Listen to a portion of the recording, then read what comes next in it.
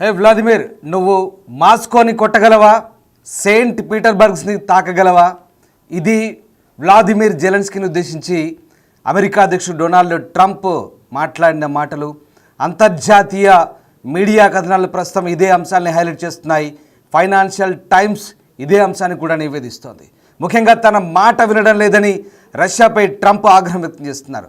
ఆ బాధ కలిగితే రష్యా దిగి వస్తుంది, మన మాట వింటుంది, మనం ఏం చేస్తే బాగుంటుంది, నీకు కావలసిన మందుగుండు సామాగ్రి, కావలసిన ఆయుధాలను ఇస్తే నేరుగా రష్యా రాజధాని మాస్కోని ఢీకొట్టగలవా, లేదా సెయింట్ పీటర్బర్గ్స్పై దాడి చేయగలవా?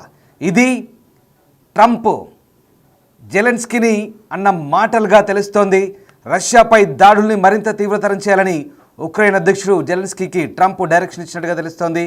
ప్రైవేట్ టాక్స్లో జెలెన్స్కీకి ట్రంప్ ఆదేశాలు ఇచ్చినట్టుగా సమాచారం. డైరెక్ట్గా మాస్కో పైనే అటాక్స్ చేయాలని సూచించినట్టుగా తెలుస్తోంది. అవసరమైతే ఆయుధాలు కూడా ఇస్తామంటూ ట్రంప్ చెప్పినట్టుగా సమాచారం. ఉక్రెయిన్తో కాల్పుల విరమణ ఒప్పందం చేసుకోవాలని పుతిన్ను పదే పదే కోరుతున్నారు ట్రంప్. తన మాట వినడం లేదని ట్రంప్లో ఆగ్రహం పెల్లుబెక్కుతోంది. ఈ నేపథ్యంలో ట్రంప్లోని టెంపర్తనం బయటకు వచ్చినట్టుగా కనబడుతోంది. బహుశా వ్లాదిమిర్ జెలెన్స్కీని ఇదే అంశంపై ఇక ప్రైవేట్ సంభాషణలో మాట్లాడినట్టుగా తెలుస్తుంది. అమెరికా అధ్యక్షుడు డొనాల్డ్ ట్రంప్ అధ్యక్షుడు వ్లాదిమిర్ జెలెన్స్కీకి ఉక్రెయిన్కు దీర్ఘశ్రేణి అమెరికా ఆయుధాలు అందిస్తే మాస్కోపై దాడి చేయగలవా అంటూ అడిగారని, ఈ చర్చ గురించి తెలిసిన సారాంశం ఇక మొత్తం మీద రష్యా రాజధానిపై ఎందుకు దాడి చేయలేదని ట్రంప్ ఉక్రెయిన్ నాయకుడిని అడిగారని వాషింగ్టన్ పోస్ట్ కూడా చెప్తోంది. ఇక అమెరికా అవసరమైన ఆయుధాలను సరఫరా చేస్తే అలాంటి దాడి సాధ్యమవుతుందని జెలెన్స్కీ కూడా బదులిచ్చినట్టుగా ఈ అంతర్జాతీయ మీడియా కథనాల సారాంశం. ఈ నేపథ్యంలో ఒక్కసారిగా రష్యా ఆ బాధను అనుభవించి చర్చలకు దిగి వచ్చేలా ప్రోత్సహిస్తున్నట్టుగా కూడా సమాచారం. ఉక్రెయిన్తో నెలల తరబడి సాగిన వివాదాస్పద సంబంధాల తర్వాత ట్రంప్ ఉక్రెయిన్తో స్నేహం చేస్తున్నట్లుగా వార్తలు వస్తున్నాయి. నాటోతో ఒప్పందం తర్వాత యుద్ధంలో దెబ్బతిన్న దేశానికి అధునాతన ఆయుధాలను అందిస్తున్నట్లుగా 50 రోజుల్లోపు శాంతి ఒప్పందానికి పుతిన్ అంగీకరించకపోతే రష్యాను తీవ్రమైన సుంకాలు విధిస్తామంటూ కూడా ఇటు ట్రంప్ బెదిరిస్తున్న నేపథ్యం. అమెరికా అధ్యక్షుడు రష్యా అధ్యక్షుడు వ్లాదిమిర్ పుతిన్తో మాట్లాడిన ఒకరోజు తర్వాత జూలై 4న ట్రంప్ అలాగే జెలెన్స్కీ మధ్య జరిగిన ఫోన్ కాల్ సమయంలో ఈ సంభాషణ జరిగినట్టుగా తెలుస్తుంది. ఇది జూలై 4న ఈ సంభాషణ జరిగినట్టుగా అంతర్జాతీయ మీడియా కథనాలు చెప్తున్నాయి. ఇక ప్రస్తుతం ఉక్రెయిన్లో ఉన్న 18 అటామ్స్ క్షిపణులను, అంటే దాదాపు 300 కిలోమీటర్లు 190 మైళ్ళు పూర్తి పరిధిలో ఉపయోగించేందుకు, అలాగే అదనపు క్షిపణులను సరఫరా చేయడానికి కీవ్కు అధికారం ఇవ్వాలని ట్రంప్ భావిస్తున్నట్టుగా తెలుస్తోంది. ట్రంప్ గతంలో ఉక్రెయిన్కు టొమాహాక్ క్రూయిజ్ క్షిపణులు, మాస్కో అలాగే సెయింట్ పీటర్బర్గ్స్ను ఢీకొట్టగల ఆయుధాలను సరఫరా చేయాలని భావించారని, కానీ ప్రస్తుతానికి వాటి డెలివరీ గురించి చర్చించలేదని కూడా అంతర్జాతీయ మీడియా కథనాలు చెప్తున్నాయి. జూలై 4న జెలెన్స్కీ ట్రంప్ మధ్య జరిగిన కాల్ తర్వాత ఉక్రెయిన్కు 3వ పక్ష దేశాల ద్వారా అందుకోగల దీర్ఘ శ్రేణి వ్యవస్థల జాబితాను అందించారని ఇక ఈ వార్తా కథనాల సారాంశం. మొత్తం మీద జూలై 14న వైట్ హౌస్లో మాట్లాడుతూ ట్రంప్ అలాగే నాటో సెక్రటరీ జనరల్ మార్క్ రుటే ఇద్దరు కూడా క్షిపణులు అలాగే పేట్రియాట్ వైమానిక రక్షణలతో సహా కొత్త యుఎస్ నాటో పథకం కింద ఉక్రెయిన్కు గణనీయమైన సైనిక మద్దతు ఇవ్వాల్సిన అవసరాన్ని నొక్కి చెప్తున్నారు. ఉక్రెయిన్ గతంలో బైడెన్ పరిపాలన నుంచి అనేక క్షిపణులను అందుకుంది. అయితే 2024 చివరిలో మాత్రమే రష్యన్ భూభాగంలో వాటిని ఉపయోగించడానికి అనుమతి ఇవ్వబడింది. ఆ సమయంలో ఆంక్షలను సడలించే నిర్ణయాన్ని కూడా ట్రంప్ విమర్శించిన పరిస్థితి కనబడుతుంది. సో మొత్తం మీద ట్రంప్ ఖచ్చితమైన నిర్ణయం తీసుకోబోతున్నారు. ముఖ్యంగా రష్యాపై అటాక్ చేయడానికి వెనకాల ఉక్రెయిన్ను ఉసిగొల్పుతున్నారంటే ప్రస్తుతం అవునని అనిపిస్తోంది. ముఖ్యంగా అమెరికా సరైన మందుగుండు సామాగ్రిని సరఫరా చేస్తే కనుక కేవ్ రష్యాలోని 2 అతిపెద్ద నగరాలపై దాడి చేయగలదంటూ ట్రంప్ వ్లాదిమిర్ జెలెన్స్కీని అడిగినట్టుగా కూడా సమాచారం.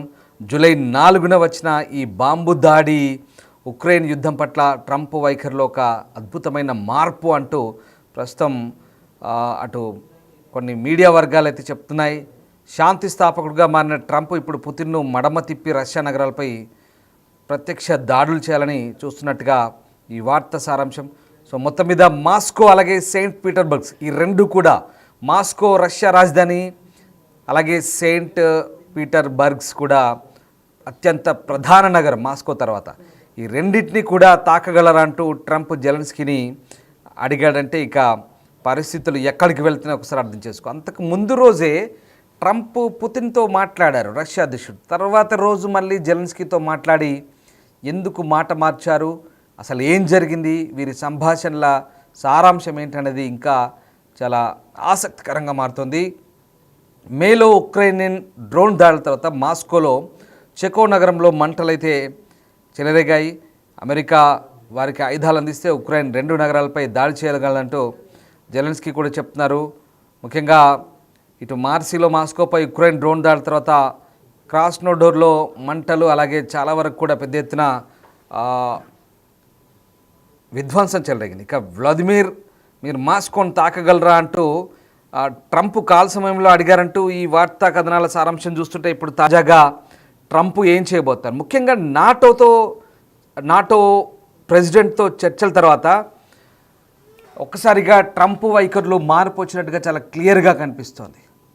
అండ్ అలాగే ఇక్కడ మరీ ముఖ్యంగా నాటోతో చర్చల తర్వాత ఉక్రెయిన్కు భారీ సంఖ్యలో ఆయుధాలు సరఫరా చేయాలని ట్రంప్ నిర్ణయించినట్టుగా కూడా సమాచారం.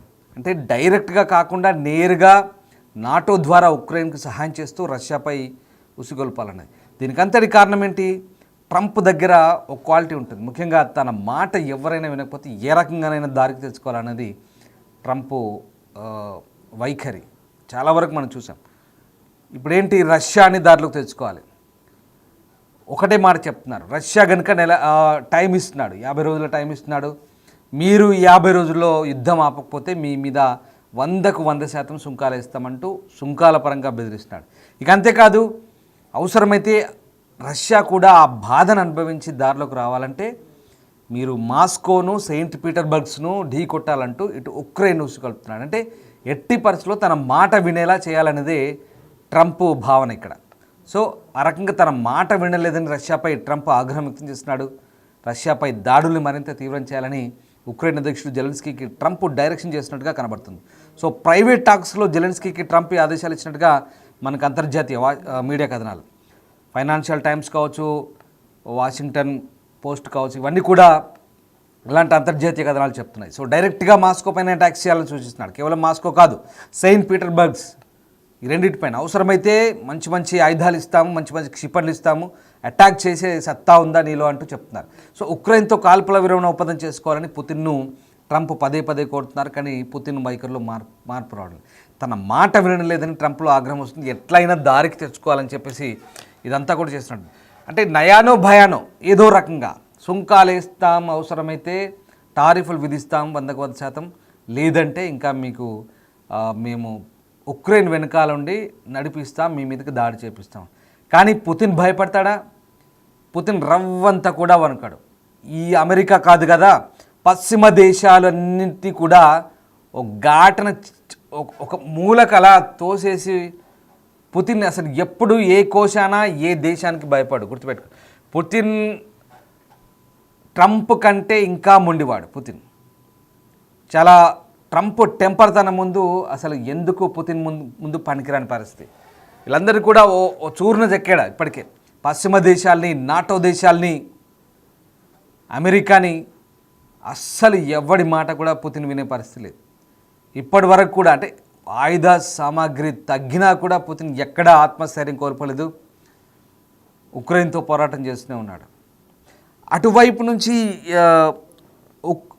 మన ఉత్తర కొరియా కూడా సపోర్ట్ చేస్తుంది. రష్యాపై ఏదైనా జరిగితే మేము కూడా యుద్ధంలోకి దిగుతామంటే ఉత్తర కొరియా నేరుగా చెప్తుంది. సో ఇవన్నీ కూడా అసలు ఏం జరగబోతుంది నిజంగా. మళ్ళీ సరే ఒక అంశం ముగిసింది పశ్చిమాసియాలో. అటు పశ్చిమాసియాలో ఇజ్రాయెల్, సిరియా, పాలస్తీనా, గాజా, లెబనాన్, ఇరాక్, ఇరాన్, ఇదంతా ఒక ఎపిసోడ్. ఆ ఎపిసోడ్ కాస్త చల్లబడిందంటే ఇప్పటికైతే కాస్త ఇరాన్ ఇజ్రాయెల్ వార్ ఆగింది. గాజా ఇజ్రాయెల్ ఇంకా కొనసాగుతుంది. అది ఒకవైపు నడుస్తుంది పశ్చిమాసియాలో. ఇటు యూరప్లో ఇటు రష్యాకి అలాగే ఉక్రెయిన్కి మధ్య 3.5 సంవత్సరాలు, దాదాపుగా 4 సంవత్సరం అవుతుంది, 4 సంవత్సరాలకి ఎంటర్ కాబోతుంది. ఇంకా కంటిన్యూ కొనసాగుతూనే ఉంది యుద్ధం. ఇక్కడ ఇది జరుగుతుంది. మరోవైపు ఇక్కడ దక్షిణాసియాలో భారత్ పాకిస్తాన్ ఉద్రిక్తతలు చల్లారాయి. ఈ 3 అంశాలు మీకు మళ్ళీ ఎందుకు చెప్తున్నానంటే, ఈ మూడిట్లో కూడా ఎక్కడ ఏది జరిగినా ప్రపంచంలో ట్రంప్ జోక్యం ఉండాలని కోరుకుంటున్నాడు. పదే పదే ట్రంప్ జోక్యం చేసుకుంటూ తన మాట వినాలి, ఏదంటే నయానో భయానో బెదిరిస్తాను. ఇప్పుడు అదే చెప్తున్నాడు. భారత్ విషయంలో కూడా భారత్ పాకిస్తాన్ లాంటి 2 న్యూక్లియర్ కంట్రీస్ని వార్ ఆపగలిగాను, లేదంటే నేను రాత్రికి రాత్రి నేను ఏదో అద్భుతం చేయకపోతే ఏదో జరిగేది. 2 భయంకరమైన అణుయుద్ధం జరిగి నేను ఆపాను, ఎందుకంటే టారిఫ్ల భయం పెట్టానని. అలాగే అక్కడ ఇరాన్ ఇజ్రాయెల్ మధ్య అక్కడ జోక్యం చేసుకుని అక్కడ వార్ ఆపాను అని చెప్తున్నారు. సో ఈ రకంగా నోబెల్ శాంతి బహుమతి కొట్టారు. ఇప్పుడు ఎలాగో చివరికి మళ్ళీ రష్యా ఉక్రెయిన్ మధ్య వార్ ఆపి కూడా, అంటే ఆయన అధికారంలోకి వచ్చే ముందుకు ఇవన్నీ ప్రామిస్ చేశాడు. ఈ ప్రామిసెస్ అన్నీ కూడా ఉక్రెయిన్ రష్యా వారిని ఆపుతాను, ఎందుకంటే వీళ్ళందరూ కూడా అమెరికాపై డిపెండ్ అయి ఉన్న పరిస్థితి. ఇజ్రాయెల్ కూడా అదే పరిస్థితి. మొన్నటి వరకు కూడా అమెరికా ఇచ్చిన ఆయుధాలు, బ్రిటన్ అమెరికా ఇచ్చిన ఆయుధాలతోనే ఫైట్ చేసింది.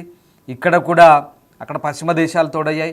ఇక్కడ కూడా ఉక్రెయిన్కు మళ్ళీ అమెరికా, బ్రిటన్, నార్వే, కెనడా, మిగతా నాటో పశ్చిమ దేశాలు ఇస్తున్న ఆయుధాలే ఇక్కడ. అంటే ప్రతి చోట అమెరికా జోక్యం ఉంది. ఇక్కడ కూడా ఆపితే ఓవరాల్గా నోబెల్ శాంతికి తనని నామినేట్ చేయాలి. ఇప్పటికే ఇజ్రాయెల్ ప్రధాని నెతన్యాహు నామినేట్ ఆయనే ప్రపోజ్ చేసినట్టుగా ఆయన చెప్పాడు, ఒక లెటర్ కూడా ఇస్తున్నాడు. చాలామంది అంతెందుకు, మన పక్క దేశమైన పాకిస్తాన్ మునీర్ ఉన్నాడుగా, అసిమ్ మునీర్, ఆయన కూడా అమెరికా పోయి పనిలో పనిగా ట్రంప్కు నోబెల్ ఇవ్వాలంటూ ఆయన గొంతెత్తాడు. సో ఇదంతా కూడా ట్రంప్ మాట వినాలి, ట్రంప్ పెత్తనం ఎక్కడైనా చెలాయించుకోవాలనేది ట్రంప్ వాదన. ఇదంతా ఎందుకు చెప్తున్నానంటే స్టోరీ, జెలెన్స్కీని ఏకంగా మాస్కోని సెయింట్ పీటర్బర్గ్స్ని కొట్టగలవా, నేను మీకు ఆయుధాలు ఇస్తాను అంటున్నాడంటే అర్థం చేసుకోవచ్చు ఎంతటి తెగింపు. శాంతికామకుడా లేదంటే యుద్ధాలను ప్రోత్సహించే మనిషా, అసలు ఏమనాలి ట్రంప్ని? మీరేమనుకుంటున్నారు? మీ అభిప్రాయాన్ని కామెంట్ బాక్స్లో తెలియజేయండి. నిజంగా ట్రంప్ శాంతికామకుడైనా, లేదా ఈ మొత్తం వ్యవహారంలో ప్రపంచమంతా కూడా నిప్పురవ్వలు రాజేసి అగ్గి రాజేసే ఒక పాత్ర పోషిస్తున్నాడా? అసలు ట్రంప్ వ్యవహార శైలిపై మీరేమనుకుంటున్నారు? సాధారణ ప్రేక్షకులుగా మీకున్న అవగాహన మేరకు ట్రంప్ గురించి, మీకున్న తెలిసిన విషయాల మేరకు మీరు ఏమనుకుంటున్నారు ట్రంప్ గురించి? సో మీ అభిప్రాయాన్ని కామెంట్ బాక్స్ రూపంలో తెలియజేయండి. సో మొత్తం మీద మాస్కోని సెయింట్ పీటర్బర్గ్స్ని కొట్టడం అంటే అంత ఆషామాషి కాదు, తమాషా కాదు. ఒక న్యూక్లియర్ వెపన్స్ ఉన్న కంట్రీ రష్యా జోలికి పోతే, రష్యాని కెలికితే ఏ రకంగా ఉంటుందో తెలిసి వచ్చేలా రష్యా ఇప్పటికే చాలా వరకు తన వైఖరిని వెల్లడిస్తూ వస్తుంది. చాలా అంశాల్లో రష్యా ఎప్పటికప్పుడు ఉక్రెయిన్ రష్యాతో కలిగే బాధ ఏంటో ఉక్రెయిన్కు చాలా స్పష్టంగా తెలుసు. కానీ ఈ అమెరికా అలాగే నాటో దేశాలు కూడా ఇంకా దీన్ని పెద్దది చేస్తున్నాయా, పెంచి పోషిస్తున్నాయా, లేదా ఏం చేస్తున్నాయనేది తెలియాల్సి ఉంది. మొత్తం మీద ఇప్పుడు ట్రంప్ మాట్లాడిన ఈ ప్రైవేట్ టాక్స్ ఏదైతే ఉన్నాయో, సో ఈ అంశం పైన ఇప్పుడు ఆసక్తికర, ఉత్కంఠకర చర్చ అయితే సాగుతుంది. చూడాలి మరి భవిష్యత్తులో నిజంగా ఇవన్నీ కూడా ఇలాంటివన్నీ ఒక్కొక్కటి బయటకు వస్తుంటే అసలు ఏం జరుగుతుంది. ఇప్పుడైతే తాజాగా 50 రోజుల డెడ్లైన్ పెట్టాడు రష్యాకి, టారిఫ్స్ విధిస్తామని. సరే, యుద్ధం ఆగాలి, శాంతి జరగాలని ఎవరైనా కోరుకోవాలి. ఎందుకంటే పాపం 4 ఏళ్ళ నుంచి యుద్ధం చేస్తున్నారు రష్యా ఉక్రెయిన్. ఇప్పటికైనా ఆగాలి, ప్రపంచవ్యాప్తంగా యుద్ధాలు ఆగాలి. పశ్చిమాసియాలో కానీ, యూరోప్లో కానీ, దక్షిణాసియాలో కానీ, ఇప్పుడు తైవాన్, చైనా, అక్కడ కూడా యుద్ధ మేఘాలు కమ్ముకుంటున్నాయి. ఎక్కడైనా కూడా తూర్పు ఆసియాలో కానీ ఎక్కడైనా కూడా యుద్ధం అనేది ఆగాలి. అంతెందుకు ఆఫ్రికన్ కంట్రీస్లో ఎక్కడ అంతర్యుద్ధాలు, సోమాలి, సూడాన్, ప్రతి చోట ఇదే పరిస్థితి. అంతర్యుద్ధాలు లేదంటే యుద్ధాలు, ఇలాంటి పరిస్థితులు ఉన్నాయి. అభివృద్ధి వైపు, శాంతి వైపు ప్రపంచ దేశాలు వెళ్ళాలని మనం కూడా కోరుకుందాం. చూడాలి ఏం జరగబోతోంది, ఎలాంటి పరిణామాలు చోటు చేసుకుంటాయి అనేది. Thank you.